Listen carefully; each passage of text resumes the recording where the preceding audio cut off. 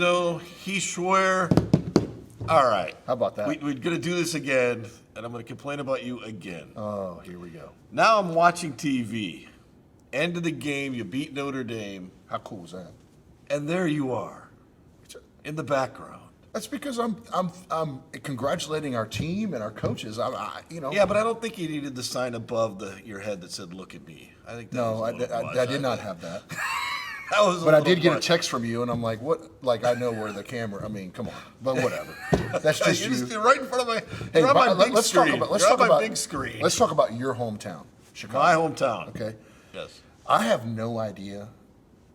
I mean, maybe the summer's the 2 Summer- months. The 2 months of the summer's nice. I mean, it was freezing. How do you live there? You get used to it. Summers are. Look, I used to say this. It used to be that May was really nice, and then May until mid-September was really nice, and it's the best city in the world in June and July. But I'm going to tell you this. It's cold Listen, now. so I told Dr. Roos, who was on the trip with us, and I said, now I understand why Jim is so grumpy and mad We are all grumpy. the time. And he goes, what do you mean? I go, look, I mean, if you grew up here and had to live here with this cold, you'd be grumpy and mad all the time too. And you've just Grumpy carried it and over to mad. paradise. We live in paradise right now, and you still want to be grumpy, but now I understand. You still have that Chicago-ness in you. Well, I think the big thing would be to be able to be in both places at different times of the year. I don't know. I don't need to be here drenched in my own sweat in mid-July and August, but that's the way it is. Hey, if you- you I'd can't ra- have everything. I would rather watch softball or baseball outside at the end of May, not in winter coats and winter Yeah, jackets. that's rough. just- I'm not I going to don't argue know. with you. All right, let's talk about this trip. Let's talk about your week as a school. Yeah. Get on national TV at least, 7 times between the two sports? Yep. Your home park is on national TV Mm-hmm. 3 times. You win all 3 games. You win your bracket of your regional, or whatever they're calling it now. I guess it's a Right, bracket right. now. You get to host the championship game, first ever championship series of baseball, which I think is a fascinating way of mid-majors. I think you guys have turned the corner on what mid-majors are going to do in the future. Conferences, because this is working to get the best team out there. I think.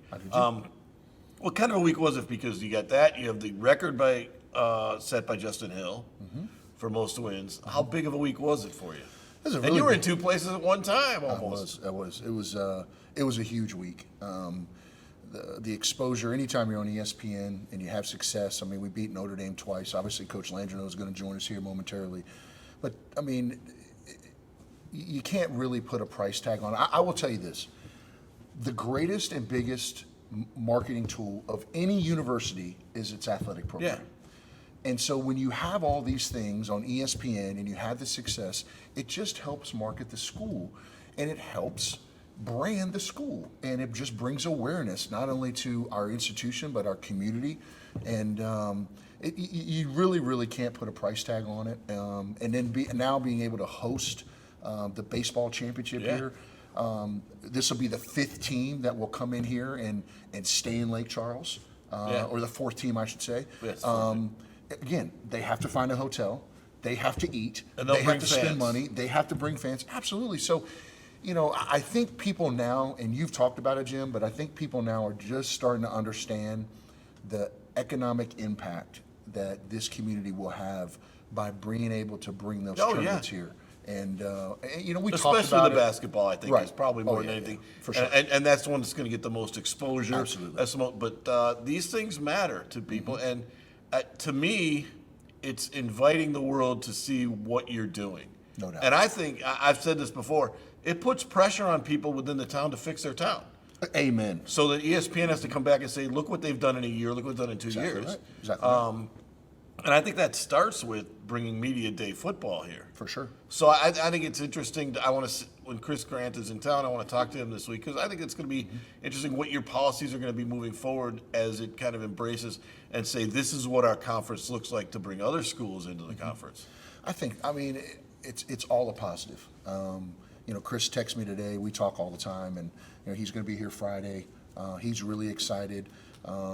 Talking to the league, Bruce in the league who was here for baseball. Because Yeah. you're right. I was here half the time for baseball, and then flew to Chicago on Saturday. And it's I'm really proud of our team.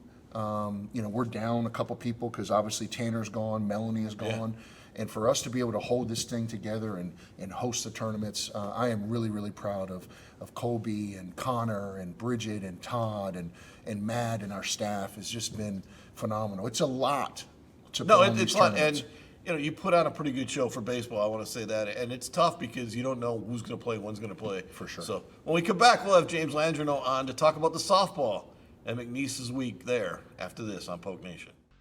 We're back on Polk Nation, and Coach, interesting things about what happens when you beat a Notre Dame, because that's Notre Dame.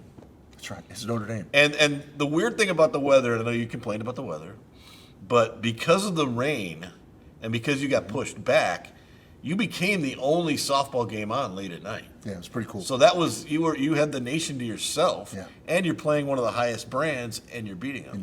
Absolutely. Now, That's I will not tell you bad. that the one thing I will tell you about Notre Dame is pretty cool. Those gold helmets that they wear, They're cool. they're pretty cool. You know where they look great? People don't watch them on hockey. I bet. They look tremendous on I bet. hockey. But it was great. I mean, but and Coach talked about it.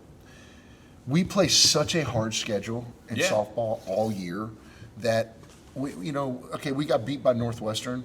Well, we had to do that all year, Yeah. right? Like we go get beat by Oklahoma. We got to turn around and bam, get ready for the next one, Yeah. and the next high major. So our girls, they just flipped the switch and They came understand. out and they just played great. It was awesome. It really No, was. and that's this is.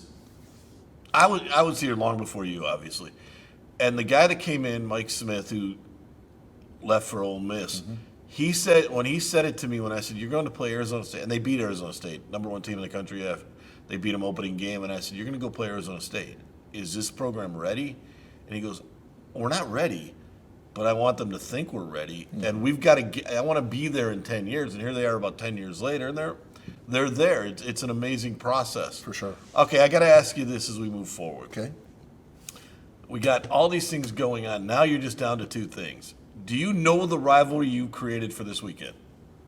I don't know if I know the depths of it, but This is a it's- spicy weekend. for sure. There's no love lost between Southeastern and us, and I know that they were one of the more outspoken ones about us being able to. Not host only the were they tournaments the most outspoken, the baseball program was the most sure. outspoken because For sure. they think they see themselves as number one and you as number two, and now you get this huge advantage.